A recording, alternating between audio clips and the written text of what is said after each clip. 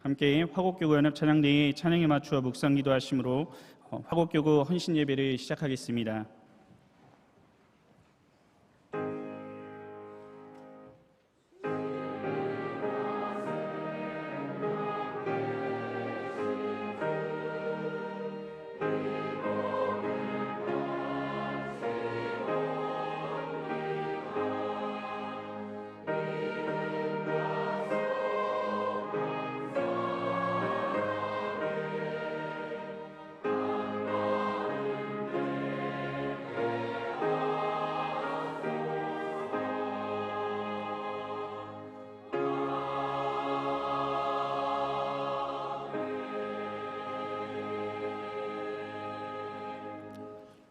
함께 찬송가 94장을 다 함께 부르시겠습니다.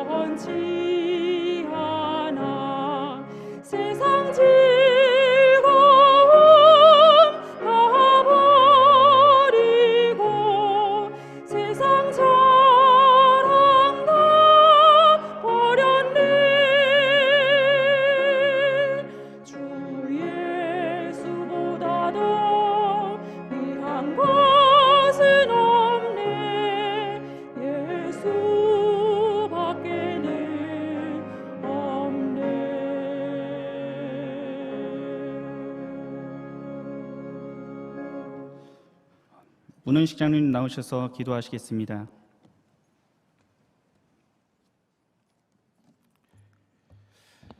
자비하신 하나님 감사합니다. 주의 거룩하고 복된 날을 허락하여 주시고 이른 아침부터 저녁 시간까지 경양의 성도들을 주의 전에 거하게 하시고 하나님의 말씀으로 은혜 받게 하시니 감사를 드립니다.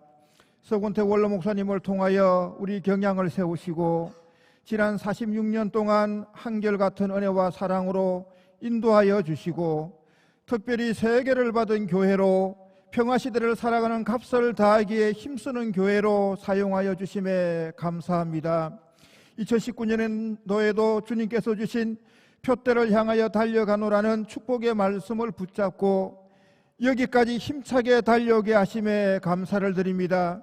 경양의 성도들에게 교회 설립 50주년의 희년을 바라보게 하시고 우리에게 희년의 비전 5가지 목표를 주심에 감사드립니다. 경양의 온 성도들이 희년을 통해 이루어질 하나님의 크신 역사를 생각하며 말씀으로 하나 되고 경건에 더욱 힘써 주님께서 경양에 허락하신 축복에 모두가 동참할 수 있도록 인도하여 주시옵소서. 구원인 경양인 사명인으로 살아가게 하옵소서.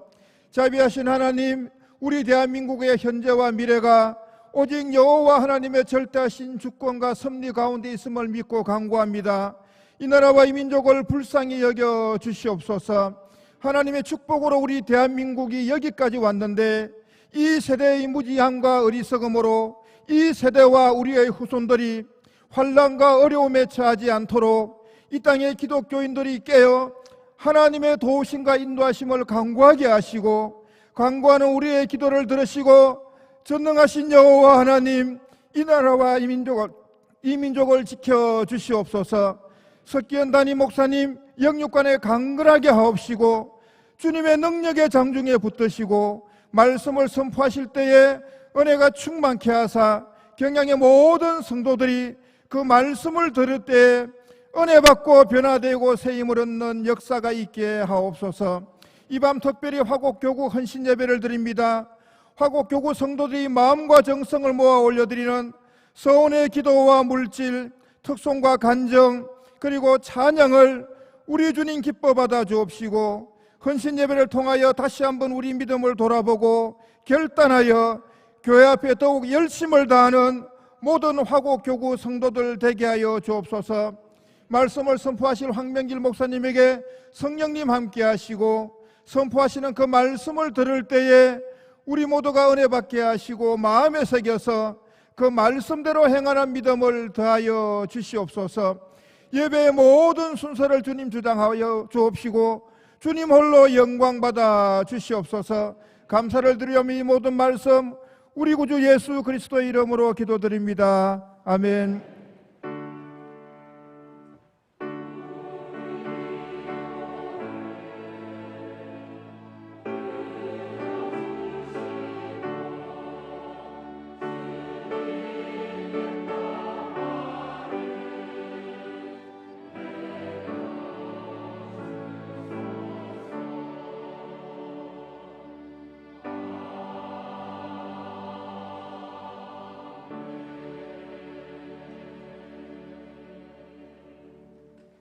이 시간 특별 순서로 먼저 신임 직분자의 특송이 있은 후 화곡교구에서 준비한 영상을 보시겠습니다.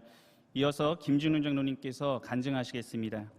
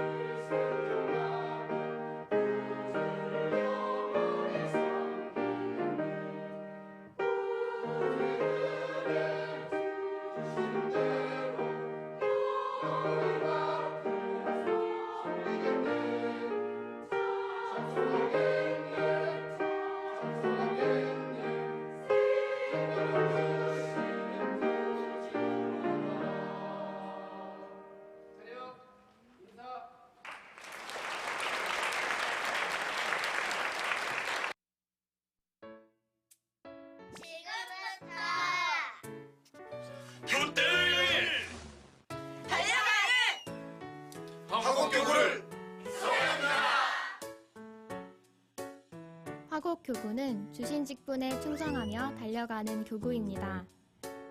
화곡교구는 경양교의 유일한 지역 단일 교구로 경대선 강도사님과 3명의 전도사님이 섬기고 있습니다. 화곡 1에서 3교구는 김미래 전도사님, 화곡 4에서 5교구는 김영주 전도사님, 화곡 6에서 8교구는 최원혜 전도사님이 담당 교역자로 수고하고 계십니다. 화곡교구의 7명의 장로님들은 맡은 직분에 충성하며 각자의 역할을 감당하고 계신데요.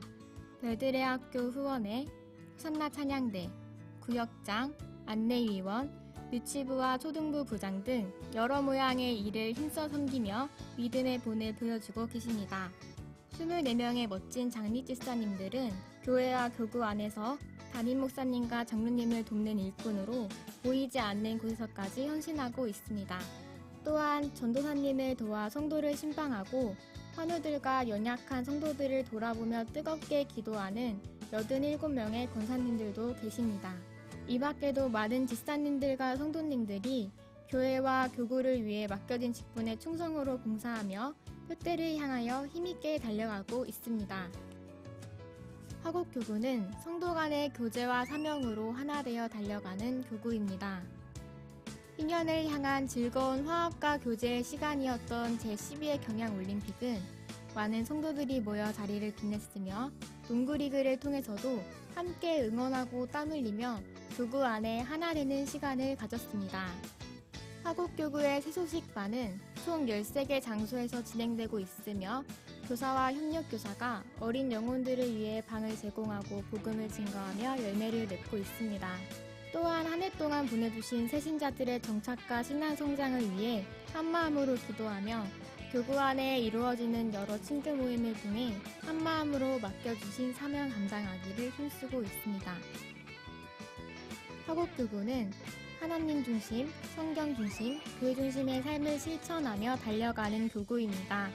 교구별로 여자 연합 성경 공부가 매주일, 남자 연합 성경 공부는 매달 빠짐없이 활발하게 진행되고 있습니다.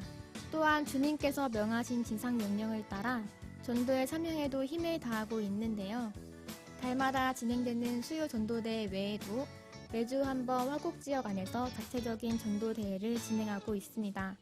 이 밖에도 연로하시거나 병환 중에 있는 성도님들도 늘 교회를 중심으로 예배를 사모하고 기전기도회, 새벽기도의 특성과 같이 여러 교회 모임에 힘을 다해 참석하며 교회 중심의 삶을 살아가고 있습니다. 화곡교구는 경양교회 예수세계화 운동과 희년맞이 5대 실천 목표, 이 밖에 맡겨주신 많은 일들을 위해 표대를 바라보며 힘있게 달려나가겠습니다. 화곡교구가 교회의 부흥과 비전 성취에 귀하게 쓰임받길 소망합니다.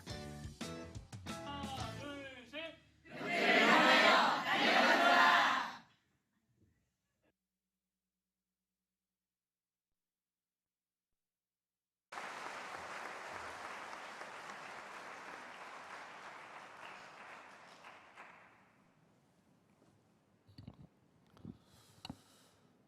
화곡교구 신임장로 김진웅입니다. 부족한 저를 이곳에 세워주시고 신앙 간증을 통해 지난날 삶을 돌아보면서 저의 죄된 모습과 믿음이 부족한 삶을 회개하며 이 시간 오직 예수님의 십자가 사랑과 하나님의 자비에 감사하며 간증을 하고자 합니다. 50년 저의 삶은 하나님 조건 속에서 예비된 선리 과정을 통해 철저히 계획적으로 이루어졌음을 고백합니다.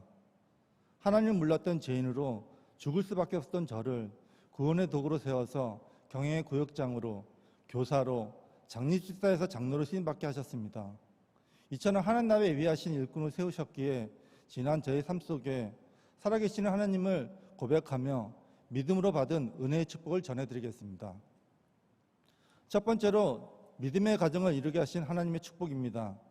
유년 시절부터 어머님을 따라 천주교 모태신앙으로 자랐고 성인이 되어서는 천주교 영세 같은 견진성사까지 받으며 신앙생활을 믿었지만 성당 출석은 마음의 안정을 찾기 위해 1년에 몇 번 정도 참석하였고 필요시에만 참석했기에 성경 말씀과 믿음은 전혀 깨닫지 못한 채 형식에서만 의미를 찾는 천주교식 신앙인이었습니다. 천주교 예배는 제사와 같은 성찬 예식으로 그 과정이 고귀함을 느꼈지 정작 예배를 통해 참 믿음을 깨닫지 못했으며 회개와 감사에 대한 기도조차 전혀 할 줄 몰랐었기에 구원 확신과 천국 소망 역시 깨닫지 못한 알맹이 없는 삶을 살았습니다. 그때 당시에는 천주교와 기독교를 같은 종교로 믿고 있었으며 로마 카톨릭의 미신적인 행위들이 우상 숭배라는 인식을 못하였고 그 근본 교리가 기독교와 전혀 다른 이단 종교라는 사실도 깨닫는 방법도 없었습니다. 이처럼 미신년을 천주교 신자로 살아왔는데 지금의 박민희 전도사를 만나면서 사랑의 힘으로 개종하여 결혼하게 되었고 1999년 1월에 개헌교회 새신자로 등록하게 되었습니다. 기독교를 개정하여 낯선 예배 생활에 적응 못하고 매주일 아내 손에 이끌리듯 교회에 출석하면서 오로지 주일 예배만 참석하는 나태한 신앙생활로 이어졌으며 바쁜 직장생활과 많은 해외 출장을 핑계로 예배 생활에 점점 멀어지다 보니 철저한 믿음의 가정에서 자란 아내와는 매일매일 신앙 정토로 이어졌습니다. 신앙생활에 방황했던 세상 즐거움과 천주교식 습관과 방식에 사로잡혔던 저를 믿음의 길로 인도하기 위해 노력하는 아내와는 심한 다툼으로 영적 싸움이 오랫동안 지속되었습니다. 지금 생각해보면 어린아이 같은 저희 신앙생활 속에 경외의 직분자로 바로 서에게 늘 기도로 가정을 지켜왔던 아내의 신앙은 믿음의 여인 에스더처럼 죽으면 죽으려는 십자가를 지는 결단으로 매 순간순간마다 두려움 없이 저를 믿음으로 바라보고 있음을 알게 되었습니다. 언제나 저를 하나님 기뻐하시는 순종으로 이끌어 주었으며 부족하고 거짓스러운 저희 신앙생활 속에 꿋꿋이 우리 가정을 신앙으로 지켜왔습니다. 아마도 아내는 이런 저와의 신앙 전투 속에 무장되고 단련되어서 지금 전도사 사역을 섬기게 된 계기가 된 것 아닌가 생각해 봅니다. 그리고 저희 가정에 믿음의 두 자녀를 보내주셨습니다. 남들이 경험할 수 없던 유산과 어려운 출산 과정을 거치면서 태어난 첫째 아들 김현사와 둘째 딸인 김진서는 태중부터 하나님 뜻대로 사용이 되기를 기도로 소원하며 철저히 부모의 소유가 아닌 하나님 자녀를 깨닫게 하셔서 믿음 안에 자라게 하셨습니다. 두 자녀 모두 2003년 첫 별들학교 설립 때부터 기쁘게 동참하여 최고의 신앙교육을 받으며 성장하였고 SS 개혁신앙으로 자라고 있습니다. 특별히 첫째 아들 김현서 별님은 부모의 소원에 끝나지 않고 본인의 신앙 의지와 하나님의 인도하심으로 올해 신학대학에 입학하여 귀한 별님의 사명을 따르고 있습니다. 두 번째로 신앙의 선배와 친구를 만나게 하신 은혜의 축복입니다. 교회 생활에 낯설고 적응하기 어려웠을 때 동력대로 다가와 다정하게 이끌어줬던 남전대 친구들은 20년이 지나가도 변함없이 경영에서 어려울 때나 기쁠 때나 서로 기도하면서 주님과 동행하는 삶으로 함께 하심에 감사하고 있습니다. 또한 무늬만 구역장으로 교회 생활과 예배 생활에 나태하고 세상 일에만 쫓고 있을 때 교구 장로님이나 선배 지선대 인도로 구역 모임을 갖고 신앙일을 배우며 개혁지 참 진리 말씀을 배우게 하셨고 매주 경영의 강단을 통해 주시는 담임 목사님의 말씀은 절대 조건 하나님 깨닫는 은혜의 방편으로 저의 불중한 삶이 점차 믿음 성장으로 변하게 되었습니다. 회사나 친구 모임보다는 예배와 교회 봉사 모임을, 사회 친구보다는 전도의 친구들을 더욱 가깝게 만나게 하셨고 앞서 헌신 봉사하시는 장로님과 교육자님들을 통해 순종하는 걸 배우고 따라가는 기쁨을 허락해 주셨습니다. 교회가 어려울 때는 집사회를 통해 많은 집사님을 알게 하게 하시고 기도와 봉사로 교회를 한마음 되게 섬기게 하시어 교회와 하나됨을 경험하게 하셨습니다. 그 중에 저희 신앙 안의 선배이시며 지금도 마음 깊이 삼으시는 한 분이 계십니다. 그분은 저희 가정을 경영으로 인도하셨고 교회 생활에 불증했던 저희를 말씀 안에 이끌어 주셨으며 교회 직분자로서 사명과 성경을 몸소 실천하며 일깨워 주신 늘 존경한 분이었습니다. 그러나 지금은 하나님 부르심을 받아 하나님 주님과 마주보고 계시고 온전히 하나가 되어 끝없이 행복을 누리고 계시는 고 강병희 장로님입니다. 장로님 가정은 지난 어려웠던 상황에서도 욥의 삶처럼 참으로 인간을 견딜 수 없는 고통이었지만 하나님의 문제인 교회 안에서 묵묵히 인내하고 그 고난을 유익한으로 믿는 참된 소망을 가지고 계셨으며 힘든 고난 상황에서도 언제나 대적과 대응보다는 오직 하나님만 의지하며 순종하며 따랐습니다. 이렇게 장로님의 가정의 어려운 상황을 가까이 지켜보면서 하나님이 기뻐하시는 삶이 어떤 건지, 하나님의 말씀에 어떻게 순종하는지 돌아보게 되었고, 지금 저희 곁을 떠났지만 장로님 못다한 교회 헌신과 순종을 이어받아 더욱더 믿음의 직분자로 성기와 충성을 다하기를 다시 한번 다짐합니다. 마지막으로 하나님께 예배하신 사명에 순종한 축복입니다. 올해는 교회 40주년 기념 직원 임시를 통해 장로로 직분받으며 너무나도 많은 축복을 주셨습니다.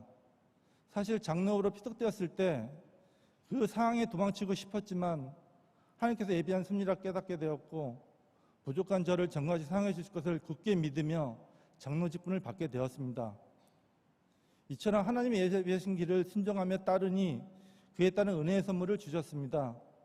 저의 믿음이 성장하면서 가장 큰 기도 제목이었던 불신 부모님의 전도였는데, 전적인 하나님의 은혜로 인도하셔서 아버님이 새신자로 등록하게 되었고, 아직은 낯설고 힘들어하지만 온전히 하나님을 영접하고 남은 생을 천국 소망으로 이루길 기도하고 있습니다. 그리고 아직 믿지 않는 가족분을 위해 쉬지 않고 기도를 전도하면서 나가기를 소망합니다. 이제 저희 남은 사명은 원로 목사님과 담임 목사님을 통해 이뤄놓으신 그루터기 경영교를 중심으로 충성된 일꾼을 섬기면서 챙의 세과 전부를 바치는 신실한 청기로 헌신을 선언합니다. 그리고 세상 어떤 게 더 따라할 수 없는 우리 축복스러운 경영관이 할 수 있는 세계 선교와 신학교, 별들의 모임을 위해 평화시에 살고 있는 제가 감당할 모습을 깨달아 하나님을 쫓아서 온 힘을 다해 기도와 물질 헌하기를 다짐하며 소명하면서 이만 저희 간증을 마치겠습니다. 감사합니다.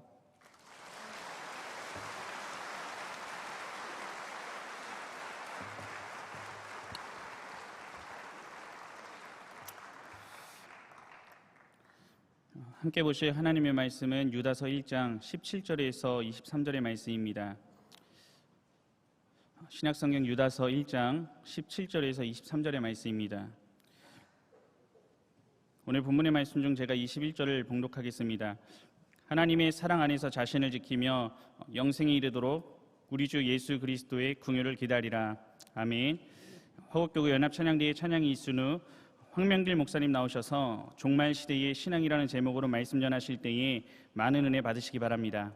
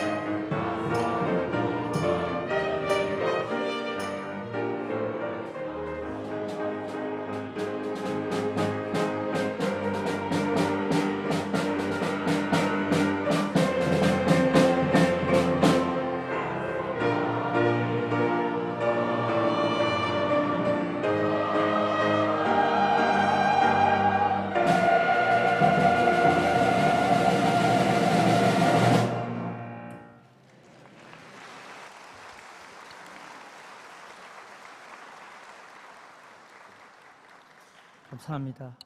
시대가 종말을 향해 갈수록 나타나는 현상 가운데 하나는 이단들의 등장입니다. 신약 성경 가운데 유독 이단에 대해 강하게 언급하고 있는 성경이 바로 유다서입니다. 예수님의 친동생 유다는 1장 전부를 이단에 대해 기록하고 있습니다. 여러분, 유다서에 기록된 이단의 정체는 바로 영지주의입니다. 유다가 이처럼 성경 한 장 전체를 영지주의에 대해 언급한 것을 보면 당시 영지주의가 얼마나 무서웠던 이단임을 우리가 짐작할 수 있습니다. 그런데 여러분, 유다만이 영지주의에 대해서 기록한 것이 아닙니다. 베드로 역시 베드로후서 2장 전체를 이 영지주의 이단에 대해서 기록하고 있습니다. 이것을 보면은 영지주의가 보통의 이단이 아니라는 것입니다. 우리가 이 두 서신을 비교해서 읽어보면 두 사람 모두 굉장히 강한 의도로 말하고 있고 처음부터 끝까지 비판적으로 기록하고 있습니다. 그러면 왜 이 두 서신에서 두 저자가 동시에 영지주의를 강력하게 비판하고 있을까? 여러분, 정체가 드러난 이단이나 교회 밖의 이단은 쫓아내면 됩니다. 우리가 안 만나면 되고 피하면 됩니다. 그런데 이 영지주의자들은 교회에 출석하는 이단입니다. 우리처럼 매일 얼굴을 보고 인사를 합니다. 함께 예배를 드리고 성찬식을 하고 11조를 하고 각종 교회 행사에 참석을 합니다. 이처럼 교회 안에 들어와 있기 때문에 두 사도는 강력하게 비판하고 있습니다. 이와 더불어 이들은 성도들에게 잘못된 구원론을 퍼뜨리고 있었습니다. 김 집사님, 믿음으로 구원 얻는 것이 아니라 이랍니다. 집사님, 믿음으로 구원 얻는 것이 아니라 비밀 지식이 있어야 구원을 얻는다고 말합니다. 기가 막힌 말입니다. 설교를 듣고 나오면은 교인들에게 이렇게 말합니다. 설교 아무리 들어봐도 천당 못 갑니다. 비밀 지식이 있어야 천당 갑니다. 그렇게 말합니다. 여러분, 이 사람들의 교리를 좀 더 구체적으로 말씀하면 이렇습니다. 우리가 사는 세상은 물질 세계인데 여기에서는 구원이 없다고 합니다. 그럼 어떻게 해요? 우리가 구원을 얻기 위해서는 영의 세계에 들어가야 되는데 그 영의 세계에 들어가기 위해서는 비밀 지식이 있어야 한다고 합니다. 여러분, 이 영지주의자들이 이 구원 문제, 영생 문제를 언급했기에 많은 교인들이 흔들렸습니다. 이 시기는 아직 교회가 초기라 제대로 된 교리도 없었습니다. 신약 성경들이 완성이 되었지만은 27권으로 확정되지도 않았습니다. 사도들이 있었지만은 감당할 수가 없었습니다. 오늘 저는 이 영지주의 이단에 대한 경고와 더불어 종말 시대를 사는 우리가 어떤 신앙으로 무장해야 하는지 본문을 통해 함께 살펴보고자 합니다. 종말 시대의 신앙. 첫째, 사도들이 미리 하신 말씀을 기억하는 신앙입니다. 본문 17절, 사랑하는 자들아 너희는 우리 주 예수 그리스도의 사도들이 미리 한 말을 기억하라고 했습니다. 여기 사도들이 미리 한 말이 무엇일까요? 그것은 마지막 때에 종말에 거짓 교사, 이단들이 등장하여 성도와 교회를 미혹할 것이라는 말입니다. 바로 영지주의 이단을 두고 한 말입니다. 그렇다면 사도들이 한 말은 매우 권위가 있는 말입니다. 그죠? 성도들이 마음에 꼭 새겨들어야 할 말입니다.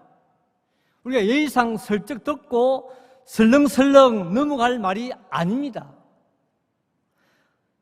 지키면 되고 안 지켜도 되는 그런 말도 아닙니다.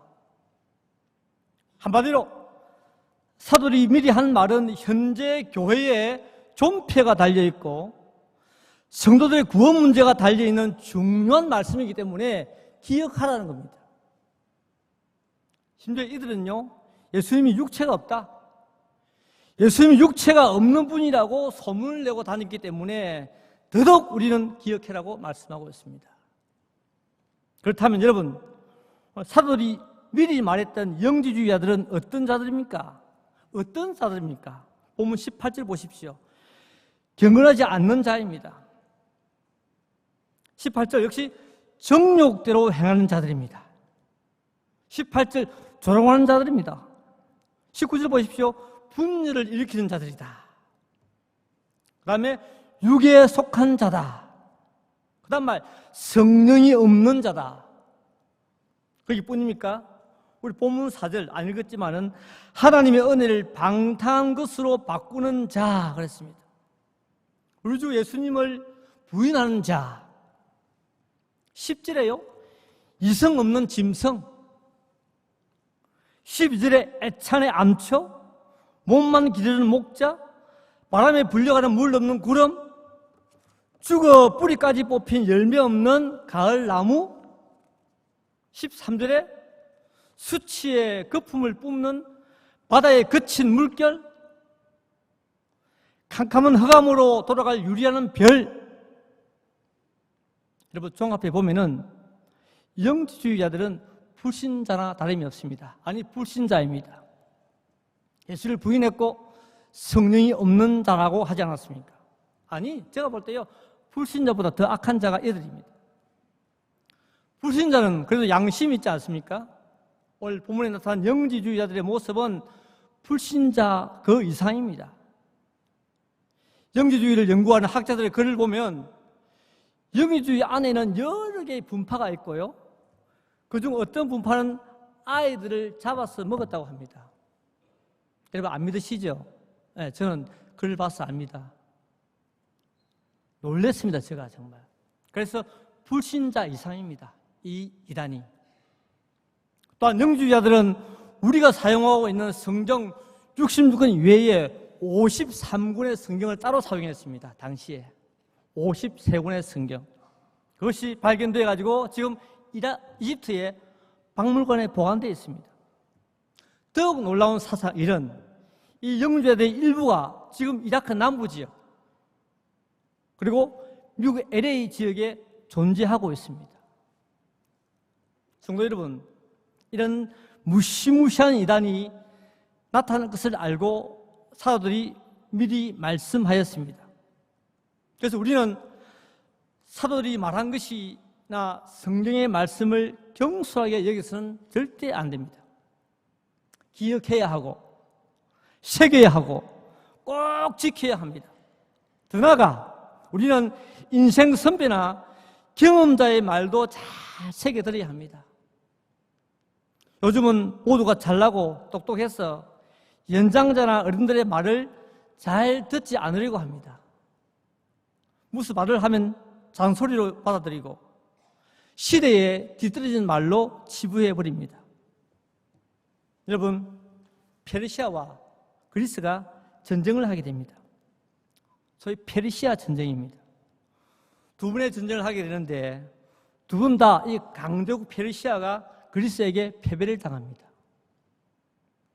1차 전쟁은 오늘날 마라톤의 기원이 되는 마라톤 전투이고 2차 전쟁은 영화 300에 나오는 테르모필레의 협곡 전투와 살라미스 해전입니다. 그런데 사실 2차 전쟁은 원래 계획에 없던 전쟁이었습니다. 2차 전쟁 당시 페르시아의 왕은 크세르크세스입니다. 크세르크세스. 우리 성경에 나오는 아하수에로 왕입니다. 아시죠? 에스더 남편입니다. 역사적으로 아하수에로 왕은 크세르크세스 왕은 전쟁을 좋아하는 왕이 아닙니다. 10년 전에 아버지 다리오가 마라톤 전투에서 그리스에게 패했지만은 복수할 마음이 전혀 없었습니다. 그런데 신하 중에 한 명이 간신배죠. 전쟁을 하도록 부추깁니다. 전하, 왕이여, 그리스는 온갖 과일들이 자라고 땅이 비옥하고 너무너무 아름다운 땅입니다. 인간들 가운데 이 땅을 차지할 사람은 페르시아 왕 크세르크세스 당신밖에 없습니다. 라고 부추깁니다. 여러분, 그때마다 그 세르크세스 왕은 전쟁을 안 한다고 하면서 야단을 치고 돌려보냅니다. 그러던 중에 어느 날 밤 그 세르크세스가 꿈을 꾸게 됩니다. 꿈에 어떤 남자가 나타나서 이렇게 말합니다. 당신이 전쟁을 하지 않으면 왕의 자리를 빼앗기고 저주를 받을 것입니다. 전쟁을 하지 않으면 왕의 자리를 빼앗기고 저주가 있을 것입니다. 이 말을 듣고 그 세르크세스는 고민하게 됩니다.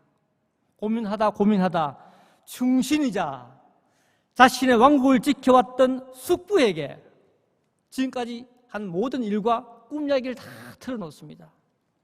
그래서 숙부는 이렇게 이야기합니다. 전하, 그 꿈은 개꿈입니다. 침공해서는 안 됩니다. 전쟁을 하면 안 됩니다. 라고 단언합니다. 그런데 문제는요, 매일 밤 그 세르크세스는 같은 꿈을 계속 꾸게 됩니다. 그리스를 공격하지 않으면 왕의 자리를 뺏기고 저주를 받을 것입니다.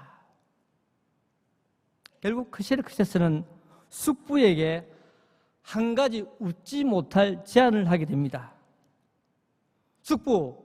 숙부가 내 대신 내 옷을 입고 내 침대에서 잠을 자십시오. 그리고 잠을 자가지고 내가 꾼 꿈을 숙부가 꾼다면은 내가 그것을 신의 뜻으로 받아들이고 전쟁을 하겠습니다. 숙부가 내 대신 옷을 입고 내 침대에서 잠을 자십시오. 나와 똑같은 꿈을 꾸면은 내가 전쟁을 하겠습니다. 여러분, 얼마나 어이없는 말입니까? 이때 숙부는 전쟁이 불가피하다는 판단을 하게 됩니다. 왕에게 전쟁을 포기하라고 하면은 자신이 역적으로 몰릴 상황이었습니다. 왕도요, 저주를 피하기 위해서는 전쟁을 해야 할 상황이었습니다. 결국 숙부는 똑같은 꿈을 꾸었다고 하면서 왕에게 전쟁을 하라고 말합니다. 어쩔 수 없었죠. 결국 그 세르크세스는 500만 명의 군대를 이끌고 그리스를 침공했습니다. 여러분, 테르모필레 전투에서는 이겼지만 아테네 군대가 이끌었던 살라미스 해전에서는 패배하고 말았습니다. 전쟁이 끝났습니다. 그 세르크세스 왕은 어떻게 됐을까요? 자기 부하 중에 한 명에게 암살을 당합니다. 여러분, 만약에 그 세르크세스가 충신인 숙부의 말을 한 번 더 숙고하고 한 번 더 고민했다면 어떻게 됐을까요? 인생 선배의 말을 한 번 더 들었다면 어떻게 됐을까? 이 전쟁은 발생되지 않았을 것이고 수많은 페르시아와 그리스 사람들이 죽지 않았을 것입니다. 이처럼 때로는 인생 선배들의 말이 적중할 때가 있고 필요할 때가 있습니다. 우리 성경에 르호보암 왕이 아버지 솔로몬의 시대에 원로들의 자문을 무시하고 자기와 함께 자란 젊은 사람들과 국사를 의논했습니다. 결과가 어땠습니까? 매우 좋지 못했습니다. 성도 여러분, 종말 시대를 살아가고 있습니까? 성경 말씀대로 살아야 합니다. 인생 선배인 사도들이 미리 하신 말씀을 기억해야 됩니다. 잠언 12장 13절에 말씀을 멸시하는 자는 자기에게 패망을 이루고 말씀을 두려워하는 자, 계명을 두려워하는 자는 상을 받는다고 했습니다. 말씀을 받는 자, 말씀을 두려워하는 사람은 상을 받는다고 했습니다. 다시 한번 사도들이 여러분에게 하신 말씀을 기억하시는 성도님들 되시기를 소원합니다. 둘째, 종말시대의 신앙. 두 번째, 자신의 믿음을 철저히 지키는 신앙입니다. 우리 본문 20절, 21절을 함께 읽어보겠습니다. 시작. 사랑하는 자들아, 너희는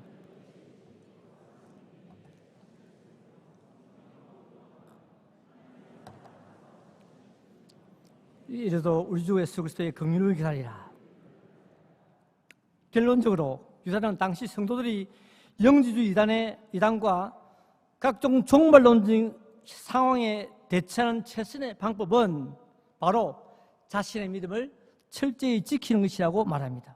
그래서 20절과 21절에 자신이라는 말이 계속 나오고 있습니다. 자신. 유다는 지금 본문에서 어떤 신앙 집단이나 어떤 단체나 어떤 특정 인물에게 관심이 없습니다. 지금 유다의 관심과 초점은 성도 개개인의 믿음에 있습니다. 성도들이 믿음만이 이단에 대처할 수 있고 종말을 살아가는 현명한 방법이라는 것입니다.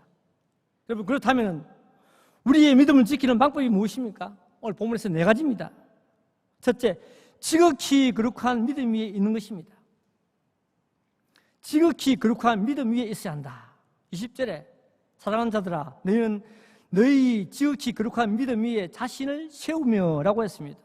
여기 믿음은 너희 믿음이고 그 믿음은 하나님이 주신 지극히 거룩한 믿음이라고 했습니다. 우리 영어 성경에 보니까 most holy faith라고 했습니다. 가장 거룩한 믿음이라고 했습니다. 가장 거룩한 믿음. 이게 없으면 못 이기다는 거죠. 왜 유다가 지극히 거룩한 믿음을 강조했을까? 살펴보았듯이 영지주의자들은 믿음이 없는 사람들입니다. 예수님을 부인하는 자들입니다. 성령이 없습니다. 교회를 대적하고 교인들의 구원 문제를 흔드는 자들입니다. 그런 자들에게 대항하고 이기는 방법은 하나님 주신 거룩한 믿음밖에는 없다는 것입니다. 이 지극히 거룩한 믿음만이 이단자들을 물리칠 수 있고 이 믿음만이 하나님을 기쁘시게 할 수 있기 때문에 지극히 거룩한 믿음을 우리에게 가지라고 말씀하고 있습니다.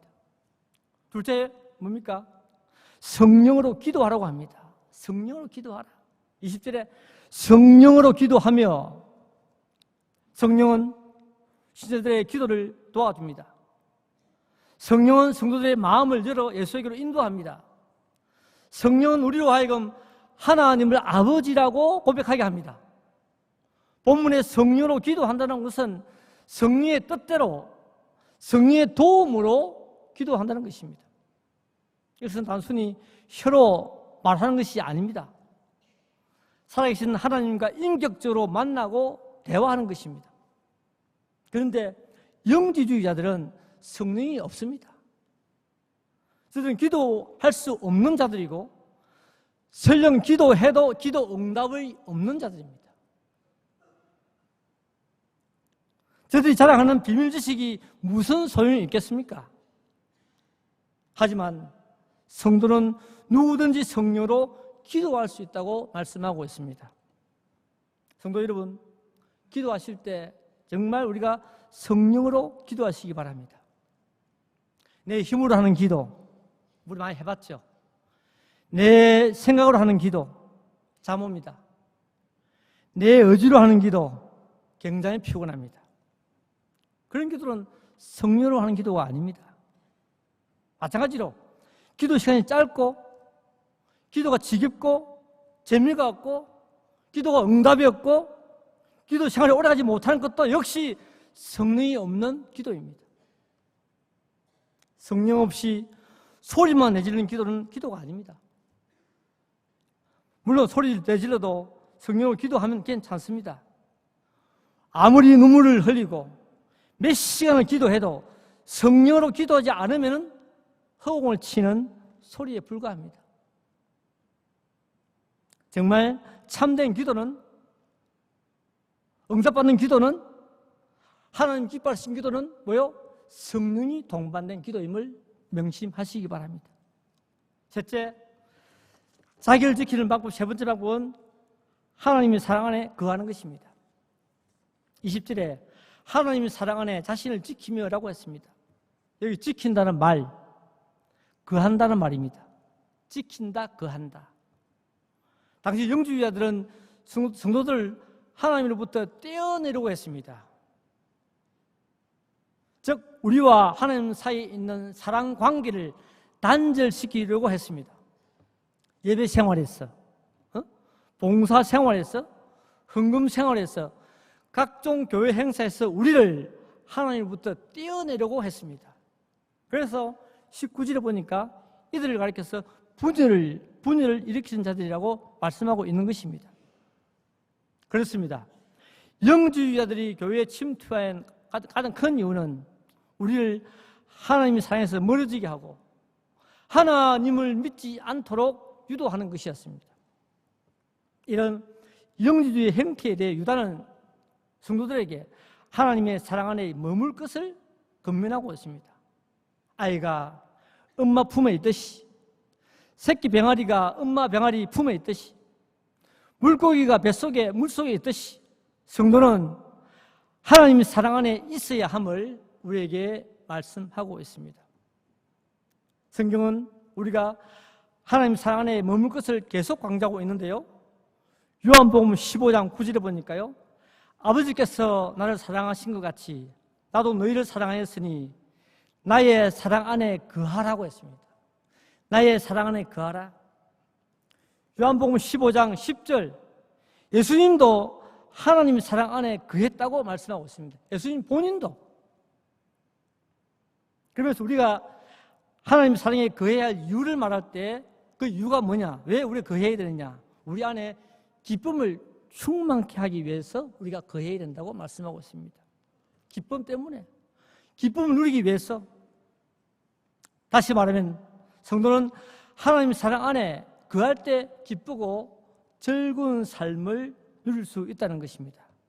우리가 교회를 열심히 다니면서 기쁨이 없는 삶을 살고 있다면 한 번쯤 깊이 생각해 봐야 할 것입니다. 그 마음에 사랑이 없든지 아니면 하나님을 안 믿든지 둘 중에 하나일 것입니다. 왜 우리가 교회 다니면서 기쁨이 없고 무서운 얼굴을 하고 다닙니까? 왜 은혜로워야 할 교인들의 얼굴이 불신자들의 얼굴보다 더 무섭습니까?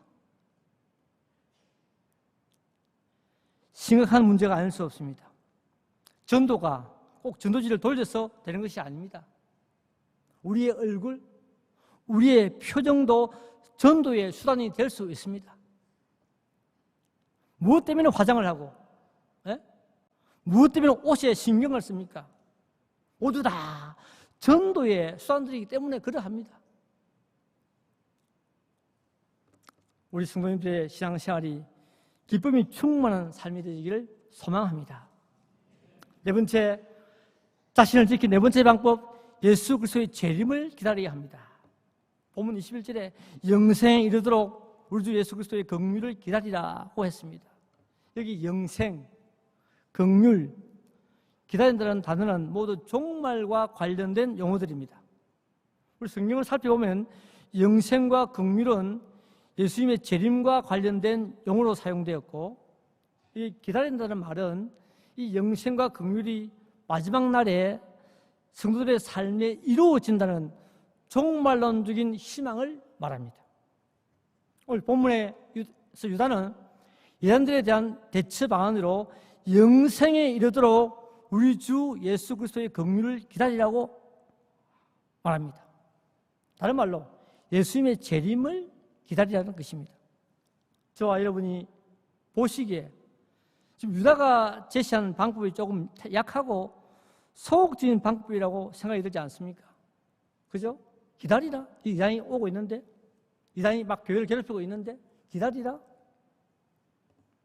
여러분, 이단에 대해 아마 싸우라, 뭐 공격하라, 그런 말을 해야 되는데 그런 말이 전혀 없습니다.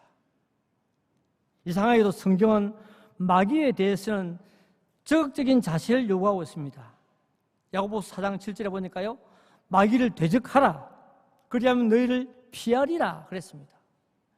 에베소 6장 11절, 마귀의 관계를 능히 대적하기 위하여 하나님의 전신갑주를 입어라 그랬습니다.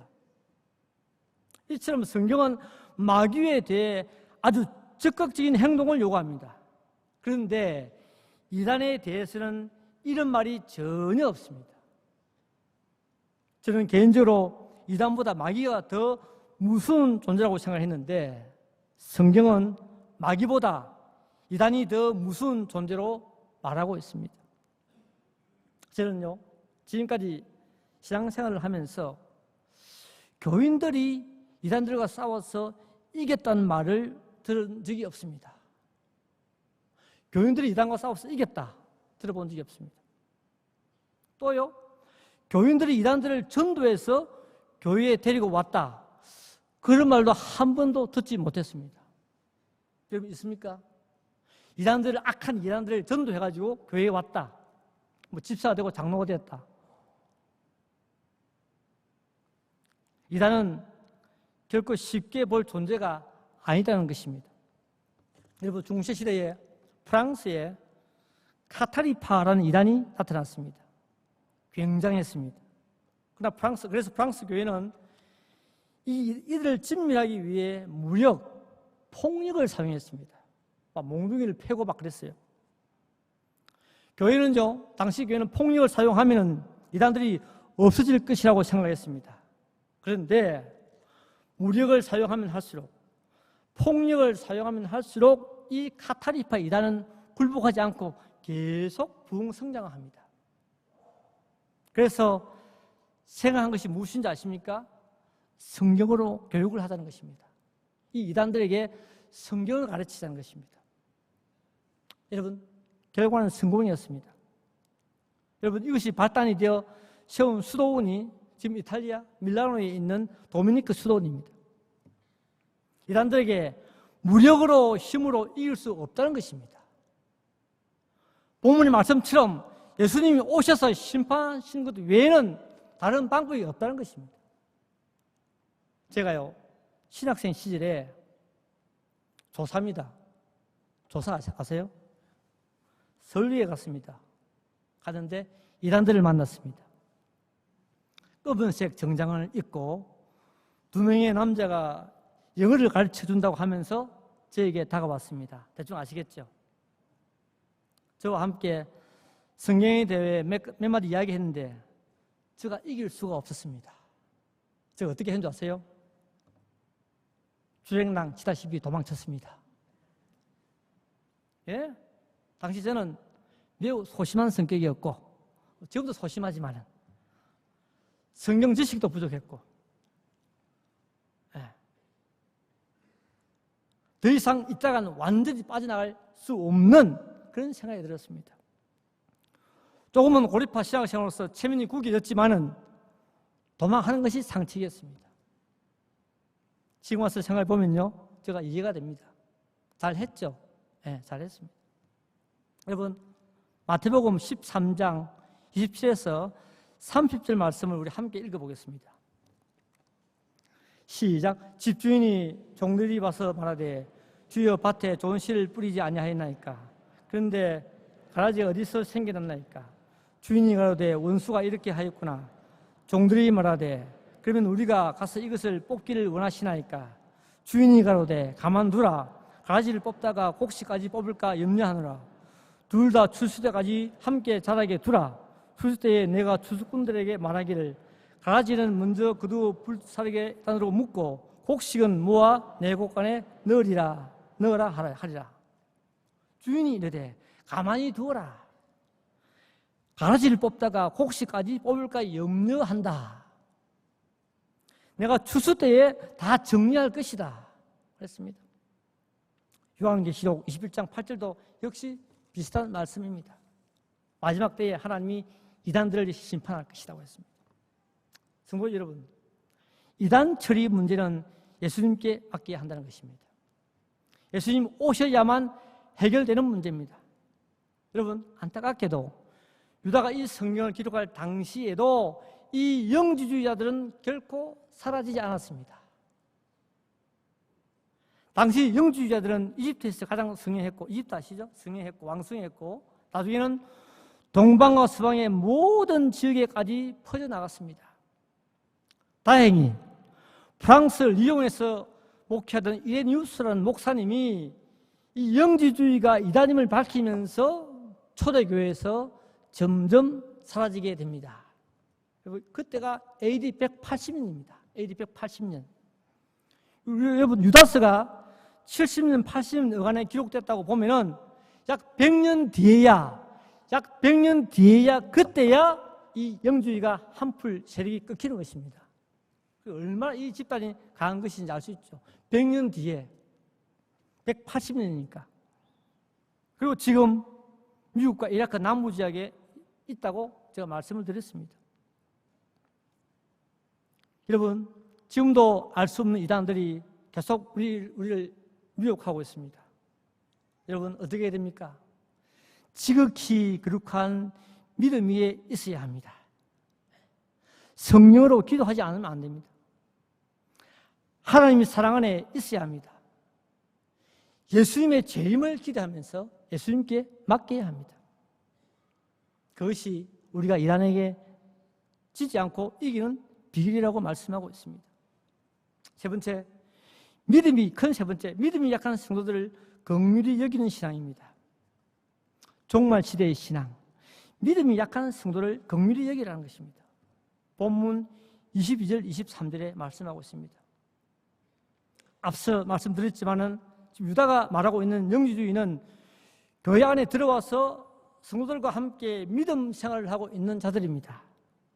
문제는 이들이 교회에서 가만히 있으면 문제가 되지 않은데 성도들에게 나쁜 사상을 퍼뜨리고 있습니다. 때문에 일부의 성도들이 흔들리고 있었습니다. 장로님들이, 감독들이 흔들리고, 집사님들이 흔들리고, 교사들이 지금까지 믿던 자신의 신앙에 대해서 의심하기 시작했습니다. 읽은 본문은 이처럼 이단에 미혹된 성도, 이단에 빠진 성도들에 대해 교회가 어떤 태도를 취해야 할지를 말해주고 있습니다. 예를 들자면 당회를 열어서 군증을 할 것인가, 아니면 아예 출교할 것인가 하는 문제입니다. 그런데 유다는 그런 방식을 언급하지 않고 이단에 빠진 성도들에게 긍휼을 베풀 것을 말하고 있습니다. 유다는 오늘 본문에 이단에 미혹된 세 그룹의 성도들을 언급하고 있습니다. 첫 번째 그룹은요, 이단들의 말을 듣고 하나님 말씀을 의심하는 성도입니다. 의심하는 성도. 22절에 어떤 의심하는 자들을 긍휼히 여기라 하고 했습니다. 여기 어떤 의심하는 성도, 바로 이단들의 말을 듣고 하나님 말씀을 의심하는 성도입니다. 유다는 이런 자들에게 긍휼을 베풀으라고 합니다. 불쌍히 여기라. 왜냐하면 이들은 아직까지 머뭇거리는 단계에 있고 이단들과 연합하지 않는 상태였습니다. 이들이 기독교 신앙을 의심하고는 있으나 이단의 잘못된 가르침을 잘 설명하고 바른 진리만 가르치면 다시 올 수 있는 교인들입니다. 그래서 유다는 이런 자들을 불쌍히 여기고 자비를 베풀라고 말씀하고 있습니다. 두 번째 그룹은 의심에서 더 나아가 파멸의 길에 있는 성도입니다. 23절에 또 어떤 자를 불에서 끌어내 구원하라고 했습니다. 구원하라. 여기 어떤 자? 바로 의심하는 차원을 넘어 이단에 완전히 넘어간 성도입니다. 자신이 이제까지 믿었던 기독교가 잘못되었고 영지주의자가 옳다고 생각하는 자들입니다. 이제부터는 교회와 완전히 관계를 끊은 자들입니다. 아마 교회를 심하게 비난했을 것이고 지금까지 교회를 향한 충성에 대해서 후회를 했을 것입니다. 내가 왜 했을까? 여러분, 이런 자들을 우리는 어떻게 처리해야 됩니까? 어떻게 해야 됩니까? 쫓아내야 합니까? 예, 이 정도라면 쫓아내도 됩니다. 하지만 성경은 끌어내어 구원하라고 합니다. 끌어내라. 여기 끌어내다는 말은요, 강제로 잡아채서 데리고 오라는 말입니다. 강제로 잡아채가지고 데리고 오라 이런 뜻입니다. 끌어내다. 모른 채 하지 말고 정면 돌파하여 불 속에서 끌어내라고 했습니다. 자신들의 힘으로는 도저히 올 수가 없으니까 너희들이 가서 억지로라도 끌고 오라는 것입니다. 이것이 진정한 기독교의 모습이 아닙니까? 집안에 있는 99마리의 양보다 잃어버린 한 마리의 양을 더 소중히 여기는 것이 교회이고요. 그것이 기독교라고 생각이 됩니다. 로마인들처럼 아이들을 마구 자비로 내다버리고 하인들을 짐승처럼 취급하지 않는다는 것입니다. 기독교가. 사람들을 살 수 있는 데까지 살리는 것이 하나님의 뜻이고 기독교라는 것입니다. 유다는 이단에 빠져 파멸의 길로 가고 있는 성도들에게 불에서 끌어내어서 구원해라. 억지로 끌어내라고 했습니다. 이것이 진정한 종교요. 진정한 기독교의 모습이 아닐까요? 그리고 세 번째 그룹은 무엇입니까? 완전히 이단이 된 성도입니다. 23절 또 어떤 자를 그 육체로 더럽힌 옷까지도 더럽히되 두려움으로 긍휼히 여기라. 한마디로 이 사람들은 돌아올 수 없는 강을 걷는 자들입니다. 이제 더 이상 설득도 안 되고 손을 쓸 수가 없습니다. 완전히 이단이 된 자입니다.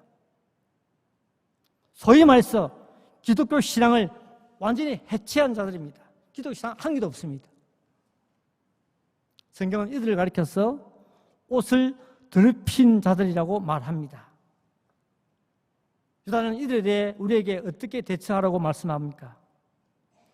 요약해서 말씀드리면 죄는 미워하되 죄인은 미워하지 말라고 하십니다. 죄는 밉다. 하지만 죄인은 미워하지 말라.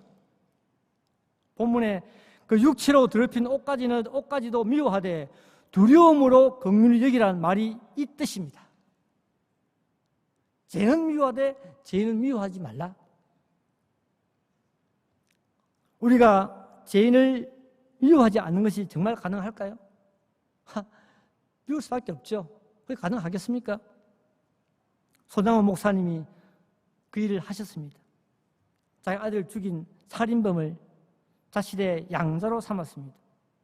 우리는 죄와 죄인을 구분하지 못합니다. 죄와 죄인. 그런데 손 목사님은 죄와 죄인을 완전히 구분했습니다.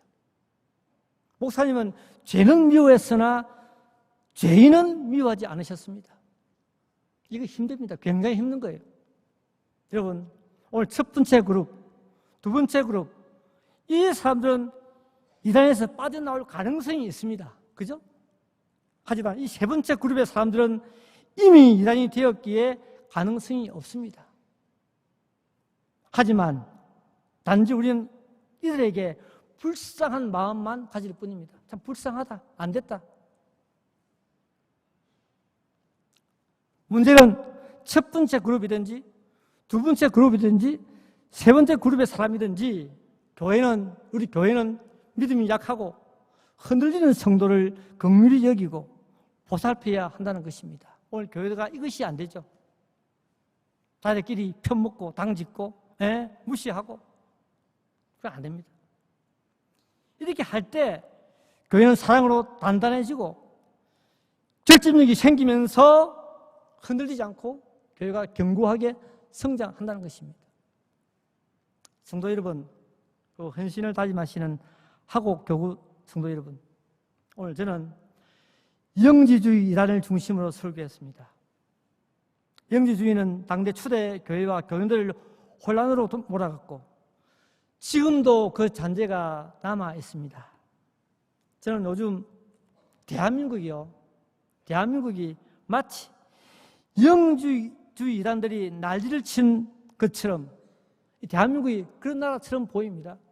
마치 영주의가 초대교회를 난리를 치듯이 대한민국이 그런 난리를 치는 나라인 것처럼 보입니다.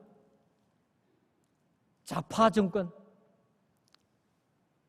조국 장관이 자기는 사회주의라고 했습니다. 그런데 대한민국의 법을 지킨다고 했습니다.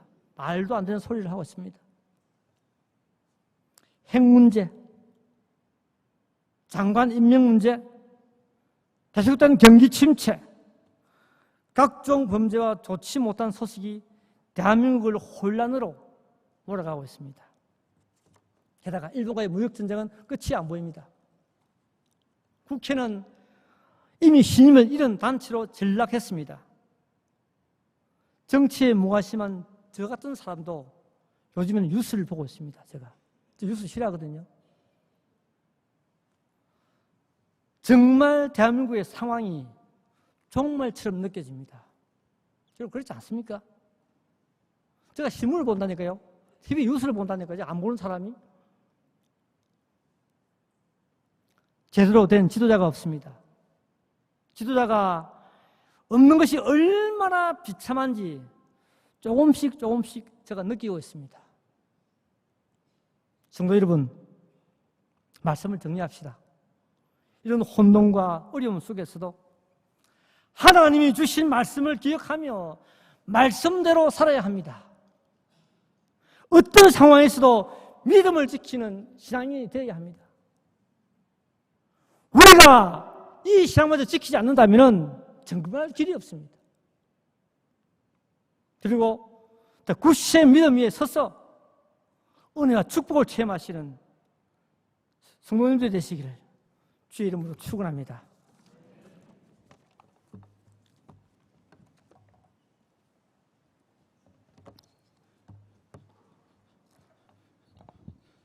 (357장을) 부르시면서 준비하신 11조와 헌금을 하나님께 드리겠습니다.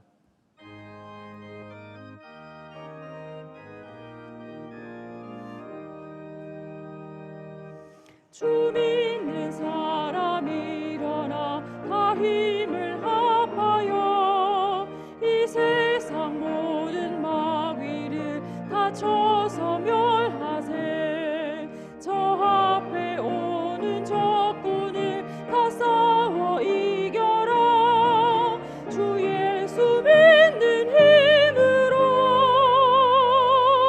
온 세상 이기네.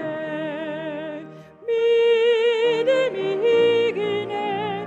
믿음이 이기네. 주 예수를 믿음이 온 세상 이기네. 온 인류 마귀 괴물로 큰 죄에 빠지니 진리로 띠를 띠고서 늘 기도드리세. 참 믿고 의지하면서 겁 없이 나갈 때 주 예수 믿는 힘으로 온 세상 이기네. 믿음이 이기네. 믿음이 이기네. 주 예수를 믿음이 온 세상 이기네. 끝까지 이긴 자에게 흰 옷을 입히고 또 영생 복을 주시니 참 기쁜 일일세. 이 어두운 세상 지나서 저 천성 가도록 주 예수 믿는 힘으로 온 세상 이기네. 믿음이 이기네. 믿음이 이기네. 주 예수를 믿음이 온 세상 이기네.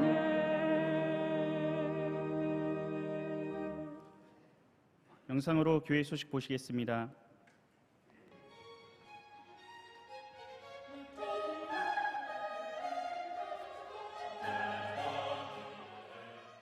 교회 소식입니다. 수요 전도대회가 금주 수요일에 각 교구와 구역별로 진행되겠습니다. 모든 성도님들께서는 각 교구별 전도 계획에 따라 전도해 주시기 바랍니다.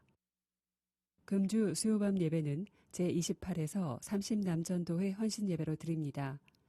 설교는 이상민 강도사님께서 하시며 찬양은 한나 찬양대가 준비하시겠습니다. 금요밤 기도회는 오후 9시에 있습니다. 금주 기도회 중 특송은 유아부 교사일동이 준비하시겠습니다. 다음 주일 낮에는 교육위원회, 정기당회가 있으며 밤에는 가양 염창교구 헌신예배로 드리겠습니다. 자세한 소식은 교회보를 참고하시기 바랍니다. 감사합니다. 오늘 우리 교회에 처음 나오셨거나 등록을 원하시는 성도님께서는 예배가 끝난 후 한층 아래에 있는 친교실로 오셔서 담당 교육자님의 기도와 교회에서 준비한 선물을 받아가시기 바랍니다. 송영 445장을 부르신 후에 담임 목사님 나오셔서 헌금을 위한 기도와 축도해 주심으로 화곡교구 헌신 예배를 모두 마치겠습니다.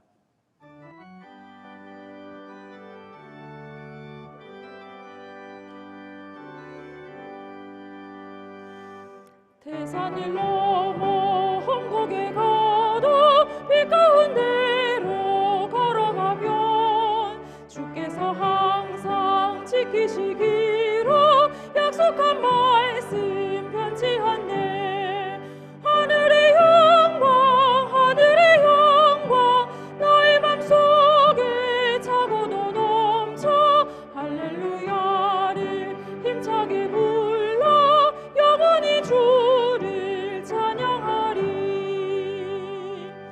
캄캄한 밤에 다닐지라도 주께서 나의 길 되시고 나에게 밝은 빛이 되시니 길 잃어버릴 염려 없네. 하늘의 영광 나의 맘속에 차고도 넘쳐 할렐루야를 힘차게 불러 영원히 주를 찬양하리. 광명한 빛 마음에 받아 찬란한 천국 바라보고 할렐루야를 힘차게 불러 날마다 빛에 걸어가리.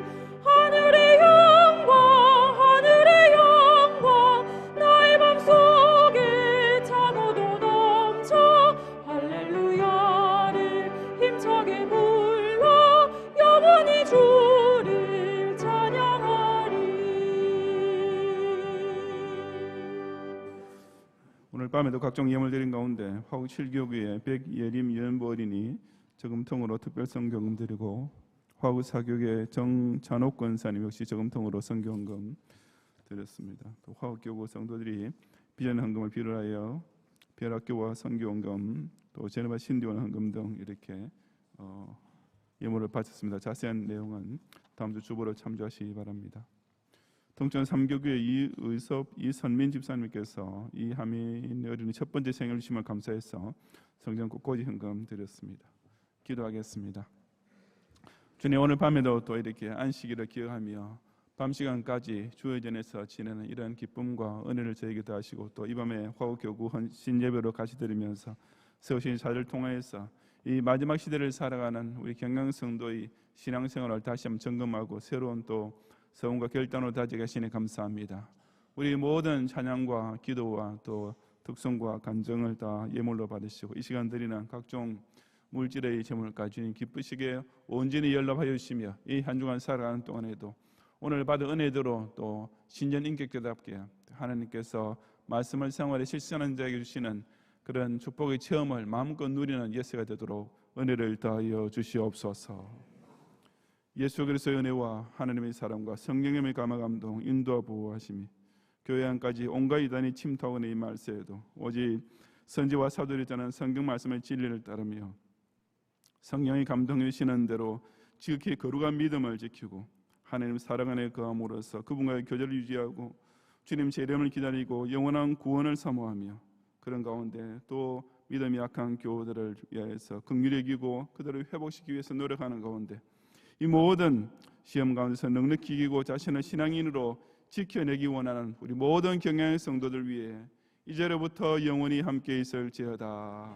아멘.